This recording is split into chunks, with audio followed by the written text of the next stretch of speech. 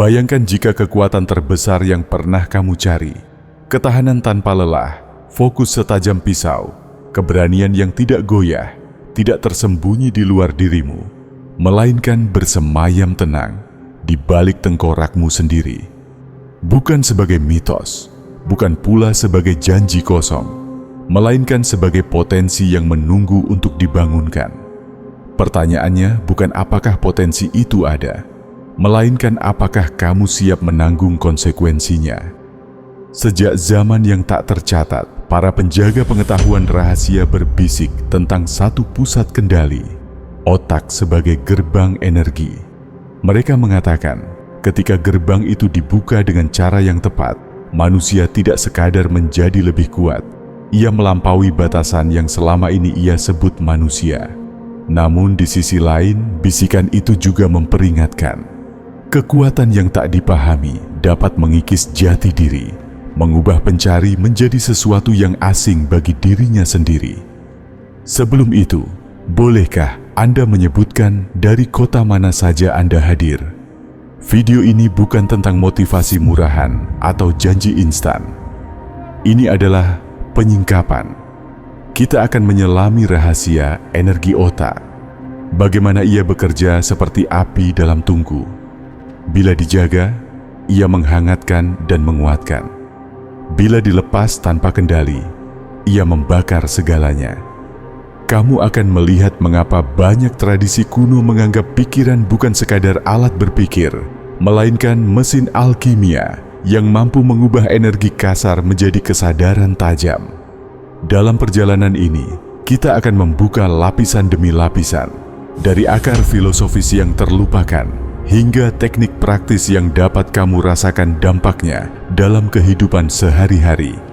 Kamu akan belajar mengapa kelelahan seringkali bukan karena kurang tenaga, melainkan karena energi bocor ke arah yang salah.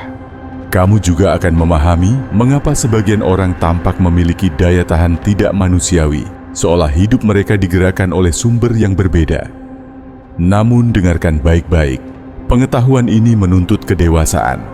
Ia bukan sekadar cara untuk menjadi lebih kuat, tetapi undangan untuk mengenal dirimu pada tingkat yang lebih dalam. Jika kamu hanya mencari kekuatan, kamu mungkin kecewa. Tetapi, jika kamu mencari pemahaman tentang energi, kesadaran, dan batas kemanusiaan, maka apa yang akan kita bahas bisa mengubah cara kamu memandang dirimu selamanya. Jika kamu siap melangkah ke wilayah di mana sains bertemu kebijaksanaan kuno dan di mana kekuatan lahir dari kesadaran, mari kita mulai perjalanan ini.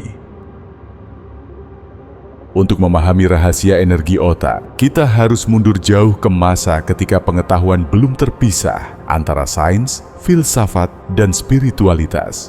Pada era itu, pikiran tidak dipandang sebagai sekadar alat berpikir, melainkan sebagai pusat kekuatan kosmik, jembatan antara tubuh, jiwa, dan alam semesta. Dalam tradisi India kuno, teks-teks seperti Upanishad dan ajaran Tantra menyebut adanya pusat energi di kepala, ajna, mata ketiga, yang berfungsi sebagai singgasana kesadaran. Para resi percaya bahwa ketika energi hidup, prana, diarahkan dan dimurnikan melalui disiplin mental, manusia memperoleh kejernihan, ketahanan, bahkan kemampuan yang tampak melampaui hukum biasa. Bukan sihir, melainkan penguasaan energi internal. Di Tiongkok kuno, para praktisi Taoisme berbicara tentang Shen, roh atau kesadaran halus yang bersemayam di otak. Melalui praktik pernapasan, visualisasi, dan keheningan batin, mereka menguatkan Shen agar tidak bocor melalui emosi berlebihan atau pikiran liar. Bagi mereka, orang yang lemah bukanlah yang bertubuh kecil, melainkan yang pikirannya tercerai-berai. Sementara itu, di Mesir kuno, otak dianggap sebagai wadah cahaya batin. Dalam ritual inisiasi, para pendeta tidak sekadar mengajarkan doa, tetapi teknik fokus dan konsentrasi ekstrem. Hieroglif tertentu menggambarkan api atau ular cahaya yang naik ke kepala, simbol energi yang terbangkitkan. Menariknya, simbol ini muncul kembali di banyak budaya berbeda, seolah umat manusia pernah berbagi satu bahasa rahasia tentang energi dan kesadaran. Para filsuf Yunani seperti Plato berbicara tentang nous, akal ilahi, yang hanya bisa diakses ketika pikiran dilatih untuk diam dan tajam. Bagi mereka, kekuatan sejati bukan terletak pada otot, tetapi pada kemampuan pikiran untuk selaras dengan kebenaran yang lebih tinggi.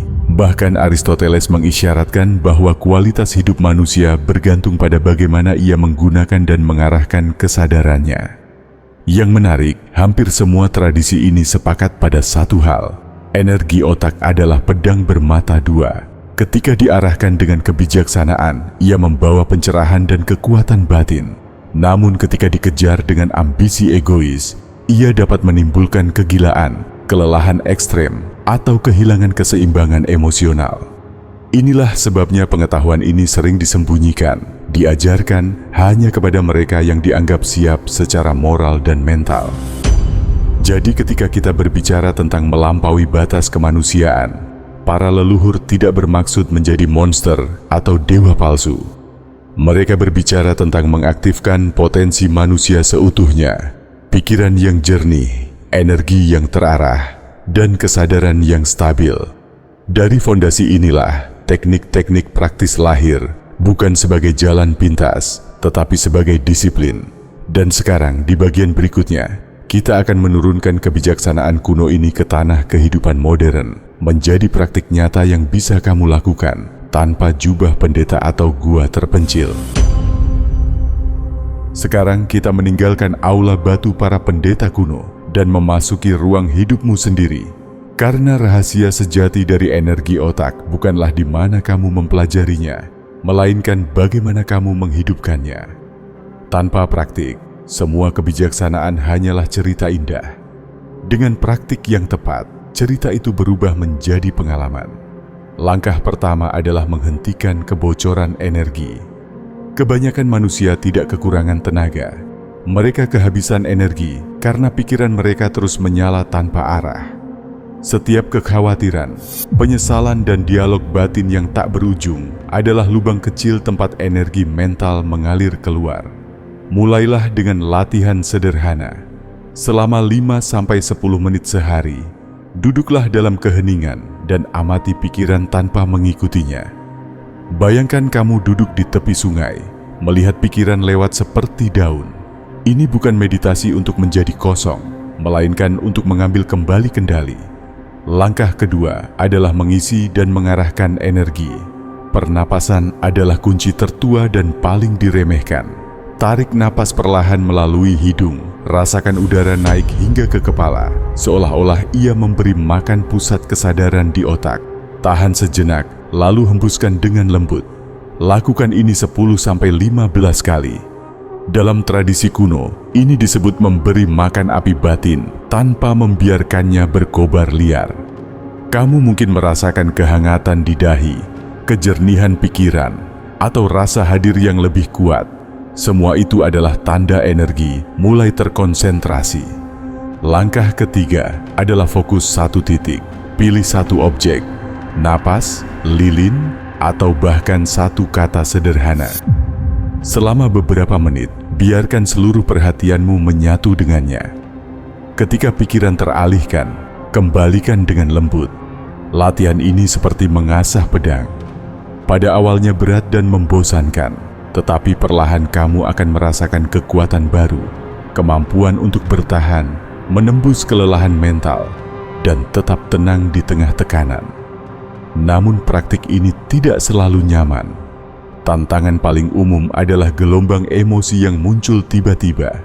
Ketika energi berhenti bocor, ia akan menekan pintu-pintu lama, kenangan, ketakutan, kemarahan yang belum selesai. Jangan melawan, amati. Seperti lumpur yang terangkat dari dasar air, ia akan mengendap kembali jika kamu tidak mengaduknya. Disinilah banyak orang berhenti, mengira mereka melakukan sesuatu yang salah, padahal mereka justru berada di ambang terobosan. Terakhir, bawa praktik ini ke kehidupan sehari-hari. Saat berjalan, makan, atau bekerja, sadari posisi pikiranmu. Apakah ia menyebar atau terpusat? Setiap kali kamu mengembalikan kesadaran ke saat ini, kamu sedang menarik kembali energi otakmu. Dalam beberapa minggu, kamu mungkin menyadari perubahan halus, daya tahan meningkat, keputusan lebih tajam, dan kelelahan mental berkurang drastis. Namun, ini baru permulaan. Praktik-praktik ini adalah fondasi, tanah tempat sesuatu yang lebih besar bisa tumbuh. Di bagian berikutnya, kita akan membahas apa yang sebenarnya terjadi di dalam dirimu ketika teknik-teknik ini dijalankan secara konsisten, dan mengapa sebagian orang merasa menjadi super kuat, sementara yang lain merasa kehilangan pijakan. Ketika kamu mulai mempraktikkan teknik-teknik ini secara konsisten, perubahan pertama yang terjadi bukanlah pada tubuh, melainkan pada arus kesadaranmu. Bayangkan sebuah kota besar di malam hari. Lampu menyala di mana-mana, listrik mengalir tanpa henti, tetapi sebagian besar energi itu terbuang. Papan reklame kosong, gedung tak berpenghuni, jalan yang tak dilewati siapapun. Begitulah kondisi pikiran manusia pada umumnya. Terang, tetapi boros. Saat kamu menghentikan kebocoran pikiran, energi yang biasanya tercecer mulai berkumpul di pusat kendali. Banyak orang menggambarkan fase awal ini sebagai kejernihan yang tidak biasa. Fokus meningkat, reaksi menjadi lebih cepat, dan kelelahan mental berkurang drastis. Ini bukan karena kamu menambah energi, melainkan karena kamu berhenti menyia-nyiakannya. Namun disinilah ambang pertama dilewati. Ketika energi terkonsentrasi, otak tidak lagi bekerja seperti mesin yang terseok-seok, tetapi seperti lensa yang mulai memusatkan cahaya. Dan seperti lensa, semakin terfokus cahaya itu, semakin besar pula panas dan daya tembusnya. Kamu mungkin mulai merasakan lonjakan motivasi, kepercayaan diri yang tenang, bahkan ketahanan fisik yang terasa tidak proporsional dengan usaha yang dikeluarkan. Pada tahap ini, banyak orang salah menafsirkan apa yang terjadi. Mereka mengira ini adalah tujuan akhir, menjadi lebih kuat, lebih tajam, lebih unggul. Padahal ini baru efek samping awal. Yang sebenarnya terjadi adalah pergeseran identitas internal. Kamu tidak lagi sepenuhnya dikendalikan oleh reaksi otomatis. Ada jarak, ruang sunyi antara rangsangan dan respons. Dan di ruang itulah kekuatan sejati lahir. Namun kekuatan ini membawa ujian. Energi yang terkonsentrasi mulai menerangi bagian-bagian dirimu yang selama ini tersembunyi. Pola lama, kebiasaan destruktif, dan ketakutan yang ditekan akan muncul ke permukaan. Ini seperti membersihkan gudang tua dengan lampu sorot terang. Kamu akhirnya melihat apa yang selama ini kamu abaikan. Sebagian orang merasa gelisah di fase ini, bahkan takut, karena mereka tidak siap melihat dirinya tanpa ilusi. Jika kamu bertahan, sesuatu yang menarik terjadi. Pikiran tidak lagi terasa seperti kerumunan suara, melainkan seperti satu aliran yang kuat dan stabil. Dalam kondisi ini, tindakan menjadi lebih efisien. Kamu membutuhkan lebih sedikit usaha untuk hasil yang sama atau hasil yang lebih besar. Inilah sebabnya beberapa orang tampak memiliki stamina tidak manusiawi. Mereka tidak memaksa tubuh, mereka menyelaraskan pikiran. Tetapi ingat analogi api. Api kecil menghangatkan. Api terfokus bisa menempa baja. Namun api yang tak dipahami akan membakar tangan orang yang memainkannya. Di titik inilah garis tipis antara pertumbuhan dan kehancuran mulai terlihat. Tanpa keseimbangan emosional dan niat yang jernih, energi otak yang meningkat bisa berubah menjadi kegelisahan, keangkuhan, atau kelelahan ekstrem. Bagian ini adalah peringatan sekaligus janji. Peringatan bahwa kekuatan mental bukan mainan. Dan janji bahwa jika diarahkan dengan kesadaran, kamu tidak hanya menjadi lebih kuat, tetapi lebih utuh sebagai manusia. Di bagian selanjutnya, kita akan menyelami sisi yang lebih jarang dibicarakan. Paradoks, risiko, dan rahasia terdalam dari energi otak. Mengapa sebagian orang melampaui batas dengan anggun, sementara yang lain tersesat di tengah jalan? Ketika energi otak telah terkonsentrasi dan aliran kesadaran menjadi stabil, kamu akan tiba di sebuah ambang yang jarang dibicarakan secara jujur. Disinilah banyak ajaran berhenti dengan bahasa simbol dan peringatan samar, bukan karena ingin menyembunyikan kebenaran, tetapi karena kebenaran ini sulit diterima oleh ego manusia. Paradoks pertama adalah ini: semakin besar kekuatan mental yang kamu miliki, semakin kecil kebutuhan untuk menggunakannya. Pada tahap ini, dorongan untuk membuktikan diri, untuk terlihat kuat, unggul, atau istimewa, mulai memudar. Jika dorongan itu justru membesar, itu tanda bahaya. Energi otak yang meningkat akan memperbesar apapun yang menjadi pusat niatmu. Bila pusat itu ego, maka ego akan membengkak. Bila pusat itu kesadaran, maka kesadaranlah yang mengembang. Inilah sebabnya sebagian orang yang mendalami praktik batin justru tampak semakin sederhana, bahkan biasa. Mereka tidak kehilangan kekuatan, mereka tidak lagi diperbudak olehnya. Sementara itu, mereka yang terobsesi pada hasil, daya tahan ekstrem, fokus berlebihan, atau sensasi tertentu, seringkali terjebak dalam ketegangan halus yang menguras energi lebih cepat daripada sebelumnya. Rahasia kedua adalah tentang identitas. Ketika pikiran menjadi sangat terpusat, rasa aku yang biasa kamu kenal mulai melunak. Bukan menghilang, tetapi tidak lagi sekeras dulu. Ini bisa membingungkan. Sebagian orang menggambarkannya seperti berdiri sedikit di belakang diri sendiri, menyaksikan pikiran dan emosi tanpa tenggelam di dalamnya. Inilah yang oleh banyak tradisi disebut sebagai melampaui batas kemanusiaan, bukan dalam arti menjadi makhluk lain, tetapi berhenti sepenuhnya terikat pada pola lama yang membatasi. Namun disinilah risiko terbesar muncul.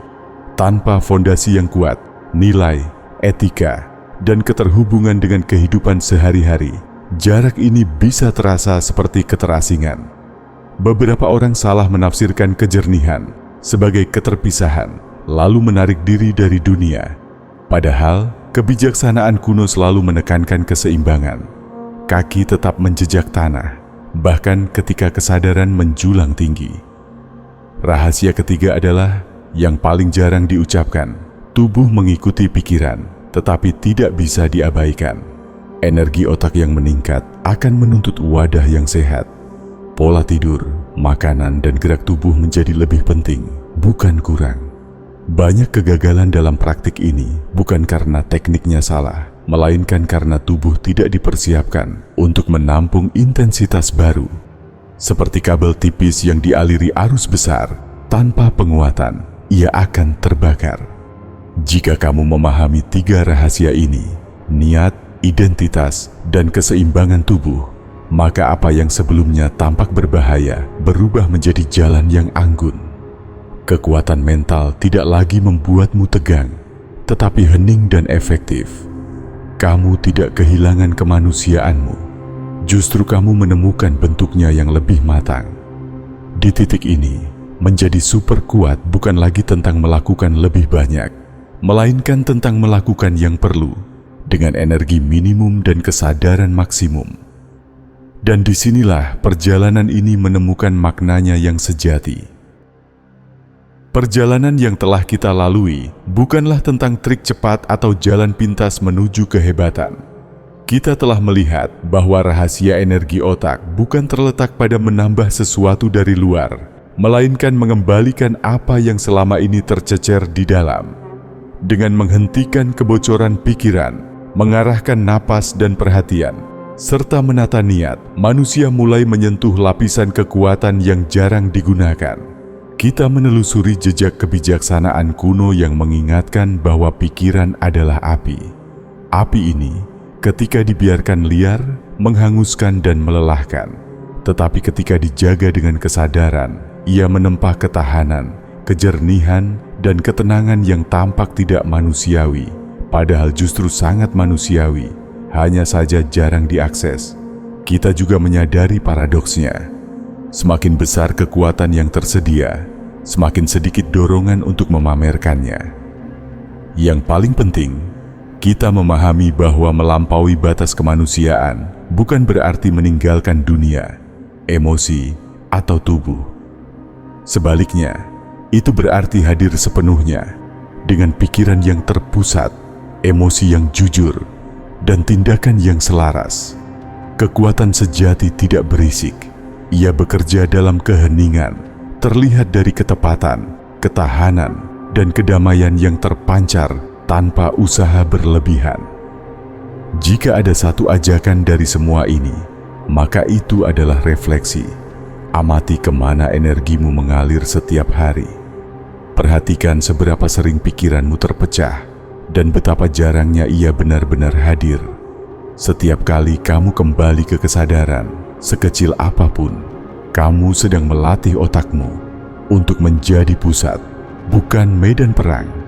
Jangan terburu-buru. Pengetahuan ini tidak menuntut kesempurnaan, hanya konsistensi dan kejujuran. Cobalah satu teknik, satu momen hening, satu napas penuh kesadaran, dan biarkan pengalaman menjadi gurumu. Dari sana, kekuatan akan tumbuh dengan sendirinya, bukan sebagai topeng kehebatan, tetapi sebagai fondasi kehidupan yang lebih jernih dan utuh. Jika kamu merasa ada sesuatu dalam dirimu yang terbangun oleh pembahasan ini, jangan abaikan bisikan itu. Itu mungkin bukan ambisi, melainkan ingatan tentang potensi yang selalu ada, menunggu untuk disadari. Sampai di sini perjalanan kita hari ini. Renungkan, praktikkan, dan biarkan kesadaranmu membuktikan apa yang kata-kata hanya bisa isyaratkan.